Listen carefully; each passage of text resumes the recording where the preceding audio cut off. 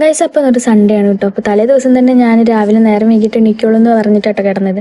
പക്ഷെ എന്താ അറിയില്ല, ടൈം ആയപ്പോൾ എണീറ്റു. ശേഷം ചോറിനുള്ള വെള്ളം, ചായക്കുള്ള വെള്ളം അടുപ്പത്ത് വെച്ചിട്ട് നേരെ പല്ല് തേക്കാൻ ഇറങ്ങിട്ടോ.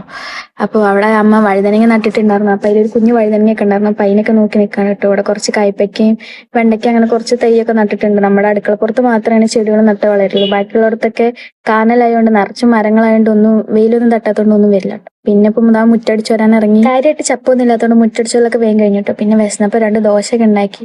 തലേത്തെ സോയാബീനൊക്കെ ഉണ്ടായിരുന്നു, ആ സോയാബീൻ കറി ഉണ്ടായിരുന്നു. അപ്പോൾ അത് കൂട്ടിയിട്ട് ചായയൊക്കെ കുടിച്ചു. പിന്നെ ഇപ്പോൾ ഇതാ ചോറ് വറക്കണ്ടായിരുന്നു, ചോറും വറുത്തു. പിന്നെ ഉള്ളടിച്ചൊരിയിട്ട് നേരെ കുളിക്കാൻ പോകാൻ വേണ്ടിയിട്ട് നിൽക്കണ്ട. അപ്പോൾ വേഗം ഉള്ളടിച്ചോലൊക്കെ കഴിഞ്ഞ് തുടക്കലൊക്കെ വന്നിട്ട് ചെയ്യാച്ചിട്ട് ഉള്ളൊക്കെ അടിച്ചൊരിയിട്ട് നേരെ കുളിക്കാൻ പോകാനുണ്ട്. പിന്നെ ഇപ്പോൾ ഞാൻ എപ്പോഴത്തെയും പോലെ പൊന്നുമായിട്ട് കൂടെ വന്നിട്ടുള്ളത്. പിന്നെ കുളത്തിൽ ആരും ഉണ്ടായിരുന്നില്ല, നല്ല വെയിലാണ്ട് ഞങ്ങൾ മാത്രമേ ഉണ്ടായിരുന്നു. ഈ കുളം എങ്ങനെ ആയിരുന്നിട്ടുണ്ടായിരുന്നു. ഇപ്പോൾ ഒരു കൊല്ലൊക്കെ ആയിട്ടുള്ളത് പണിയൊക്കെ കഴിച്ചിട്ട് നീല കളർ വെള്ളമാണ്. അപ്പോൾ കുറച്ച് നേരം നീന്തി പിന്നെ ഞാനും പൊന്നു കുളത്തേക്ക് എടുത്ത് ചാടൊക്കെ ചെയ്തിട്ടോ. കയ്യും കാലൊക്കെ വെള്ളത്തിൽ പോയി ഇടിച്ചിട്ട് നല്ല വേദന ഉണ്ടായിരുന്നു. പക്ഷെ ഒരു 11 മണി വരെയൊക്കെ നീന്തി കളിച്ചിട്ട് പിന്നെ ഇങ്ങനെ നേരെ വീട്ടിലേക്ക് പോയിട്ടോ.